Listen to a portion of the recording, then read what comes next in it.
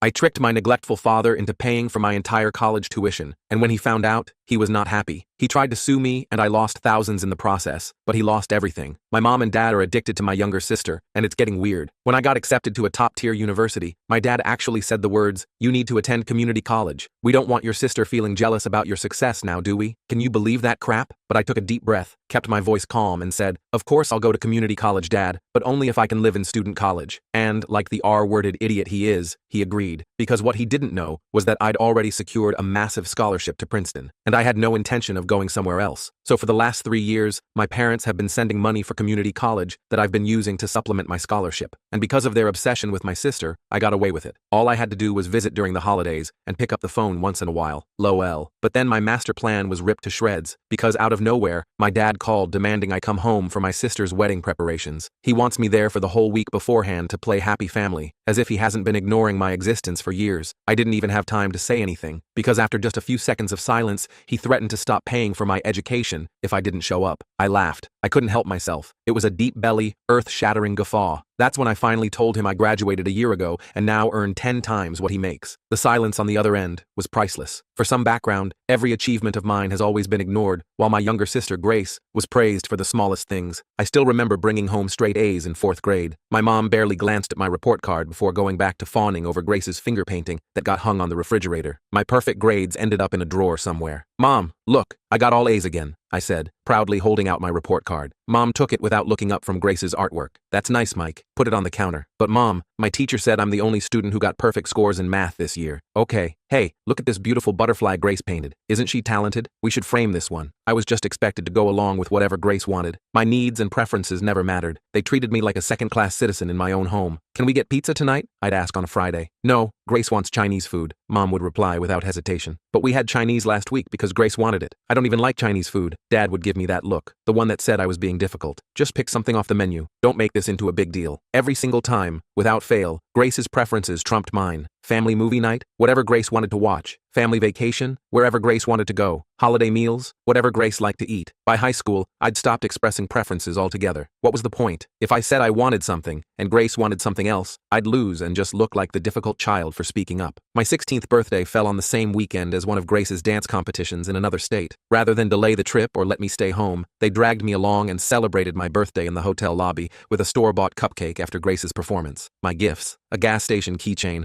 and a card they'd clearly bought at the last minute. "Sorry we couldn't do more," Mom said, not sounding sorry at all. "But this competition is really important for Grace's future." Meanwhile, for Grace's birthdays, they threw elaborate parties, invited dozens of guests, and spent weeks planning the perfect celebration. For her sweet 16, they rented out an entire venue and hired a live band. The contrast couldn't have been more stark. The scholarship that changed everything high school was a blur of being overlooked and undervalued. I threw myself into academics because it was the one area where my success didn't threaten Grace. She had no interest in school, preferring to coast by on seas while focusing on dance and popularity. My straight A's and academic achievements flew under the radar, which was fine by me. I was building my escape plan. When college application time came around, I secretly applied everywhere and landed a full scholarship at one of the most prestigious universities in the country, several states away. I was ecstatic. Finally, a chance to escape. The day the acceptance letter arrived, I couldn't contain my excitement. For once, I thought, surely they'd be proud of me. A full ride to an Ivy League school? That had to warrant some recognition. I waited until dinner, where we were all seated together, a rare occurrence unless it was about celebrating something Grace had done. "I have some news," I said during a pause in conversation. My heart was racing. "I got accepted to Princeton, with a full scholarship." There was a moment of silence. Mom and Dad exchanged a look. "Princeton?" Mom repeated, her fork hovering midair. "That's far away." Dad cleared his throat. "Mike, we always planned for you to attend the community college here. It's practical, and you can live at home. But this is Princeton," I emphasized, "with a full scholarship. I won't have to pay anything." "It's still too far," Mom insisted. "We need you here." I looked at Grace, who was suddenly very interested in her food. "Why? What does it matter where I go to school?" Dad's face hardened. "You need to turn it down," he said flatly. "Grace doesn't do as well academically, and it would crush her if you went to a better school. Plus, we need you close to home." I couldn't believe what I was hearing. "You want me to give up a full scholarship to an Ivy League university because Grace might feel bad about it? Don't be selfish, Mike," Mom snapped. "Family comes first, always." "What about my future?" I asked, my voice cracking slightly. "The community college has perfectly good programs," Dad said dismissively, "and will help you with tuition." Grace finally looked up, a small, satisfied smile playing on her lips. "It's better if we all stay together," she said sweetly. "I'd miss you too much, Mike." That's when I developed my plan. I told them I'd attend the local community college if I could live in the dorms. They agreed immediately, probably happy to have me under control while still giving Grace all their attention. "You'll thank us later," Dad said, patting my shoulder. "This is what's best for everyone." What they didn't know was that my scholarship program covered 70% of expenses, and I used the money they sent for community college to cover the rest. The best part? My program was accelerated, so I graduated in 2 years while they thought I was still studying. Moving day was surreal. Mom and Dad helped me pack up the car, thinking I was headed to the local community college dorms just 20 minutes away. "Call us when you're settled," Mom said absently, already checking her watch. "We need to get back for Grace's rehearsal." "Sure thing," I replied, knowing that in a few hours I'd be crossing state lines. I drove to the community college, waited until they left, then got back in my car and made the 8-hour drive to Princeton. The freedom I felt crossing that state line was indescribable. For the first time in my life, I could breathe. The campus was everything I'd dreamed of: ivy-covered buildings, brilliant professors, and peers who valued intelligence and ambition. No one knew me as Grace's brother or the quiet kid. I could finally be myself. Maintaining the illusion was surprisingly easy. During holiday breaks, I'd fly home for the bare minimum time required, making excuses about study groups and part-time jobs. My parents barely noticed how little they saw me. On the rare occasions they called,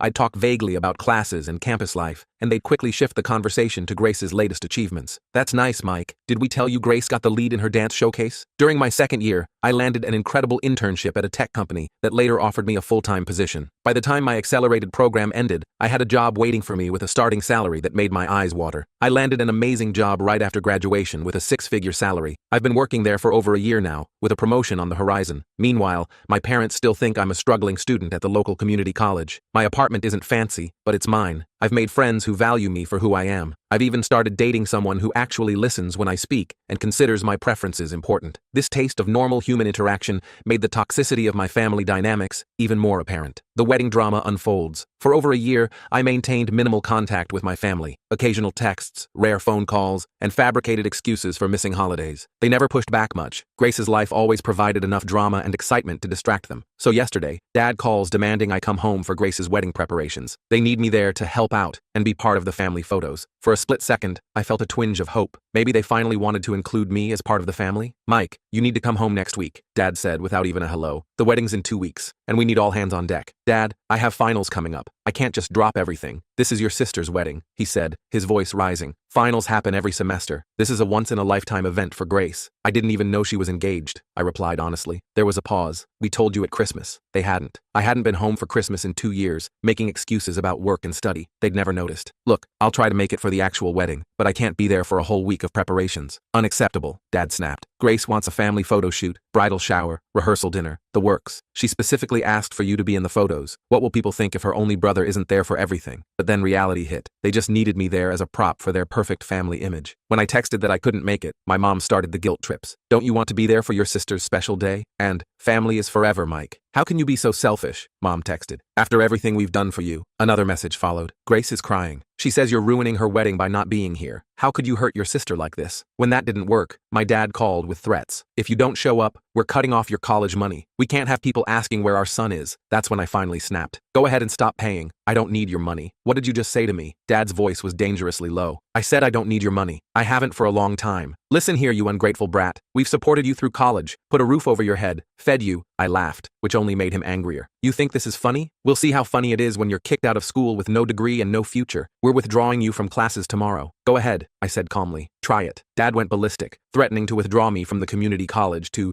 teach me a lesson. I just laughed. The next day, he called back absolutely furious after discovering I was never enrolled there. "What the hell is going on?" he shouted. "The college has no record of you. Where's our money gone? Have you been scamming us?" I finally told him everything, that I graduated a year ago, that I make more money than he does, and that I've been living in another state. The shock in his voice was priceless.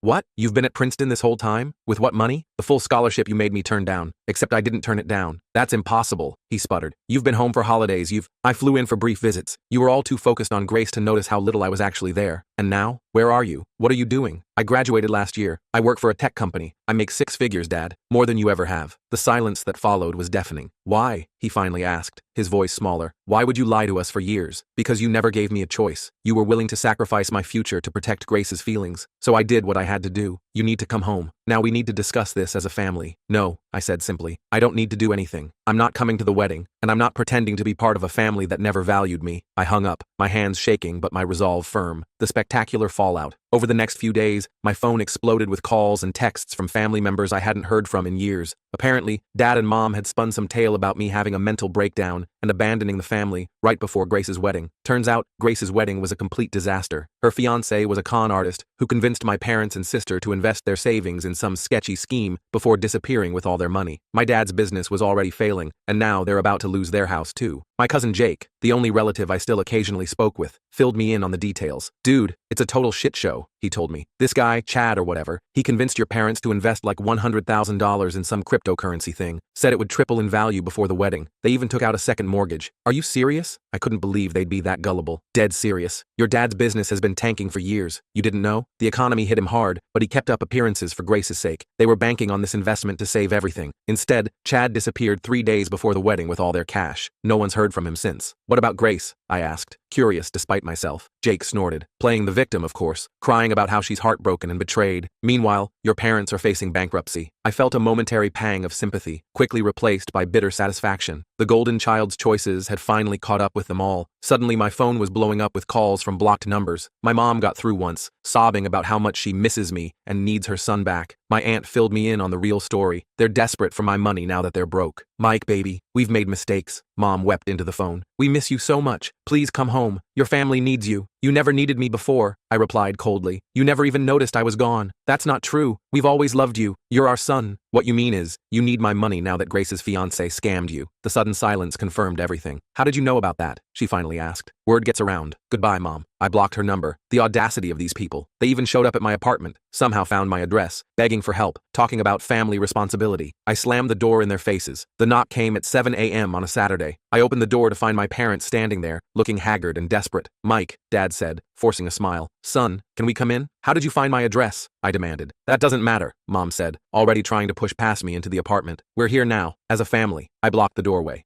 "Number, you don't get to show up unannounced after everything and pretend we're one big happy family. We made mistakes," Dad admitted, his voice strained. "But family stands together in times of crisis. We need your help, son. Let me guess, you need money." They exchanged glances. "It's not just about money," Mom insisted, though her eyes said otherwise. "We want to reconnect. Start fresh." "Funny how your desire to reconnect coincides perfectly with you losing all your money," I observed. "Let me be clear. I'm not giving you a cent." Dad's face hardened. "After everything we've done for you, what exactly have you done for me? Ignore me my entire life? Force me to give up opportunities for Grace's comfort? Treat me like I didn't matter? We paid for your college," Dad shouted. "No, you sent money for a community college I never attended. I paid for my own education with my scholarship and hard work. You're really going to turn your back on your family when we need you?" Mom's voice rose shrilly. "What about your responsibility to us?" "Responsibility works both ways," I said, starting to close the door. "Don't come back." Then Grace appeared, crying about how she misses her big brother and how our parents are blaming her for everything. Same result. Door closed, threat to call the police if any of them return. A few days later, Grace showed up alone, her eyes red from crying, wearing clothes far less flashy than her usual style. "Mike, please," she begged. "Just 5 minutes." Against my better judgment, I let her in. "They're blaming me for everything," she sobbed, collapsing onto my couch. "Dad keeps saying if I hadn't been so insistent on a big wedding, if I'd checked Chad's background better." Mom barely speaks to me anymore. "Sounds familiar," I said without sympathy. "Being blamed for things beyond your control, having your parents withdraw their affection. Welcome to my entire childhood." Grace looked up, genuinely confused. "What are you talking about? They adored you." I laughed bitterly. "Are you serious right now? My entire life was spent in your shadow. Nothing I did mattered because it was always about you." "That's not true. They always talked about how smart you were, how independent, because they didn't have to deal with me. They put all their energy into you. Do you know they made me turn down a full scholarship because they didn't want me to outshine you?" Her face paled. I didn't know." "Of course you didn't. You never had to think about anyone but yourself." She was quiet for a moment. "They want your money," she finally admitted. "That's why they're trying so hard to find you. Dad's business is bankrupt. The house is being foreclosed on, and they think you're their safety net." "And what do you want, Grace?" She looked down at her hands. "I want what I've always had, someone to bail me out. But I'm starting to realize nobody's coming to save me this time." I showed her to the door. "For once, we're in the same boat. Figure it out on your own, like I had to." I do sometimes feel a void where family should be, but I refuse to be their ATM after being ignored my entire life. The golden child brought them down, and now they want the forgotten son to bail them out? Not happening. Sometimes at night, I wonder what it would have been like to have a real family, one that celebrated my achievements, supported my dreams, and treated me with basic respect and consideration. There's a hollow space inside me where that connection should be, but then I remember how they made me feel for 20+ years, invisible, unimportant, a background character in the Grace show, and my resolve strengthens. I've built my own life now, with people who actually see me, Last week, I received a formal letter from a lawyer. My parents are claiming I defrauded them by taking money intended for community college. I had my own lawyer respond with a simple cease and desist letter, pointing out that I have years of documented emotional abuse and neglect that would make fascinating reading for a courtroom. They backed down immediately. What would you do if the people who barely acknowledged your existence for years suddenly wanted you to play happy family and fix their problems?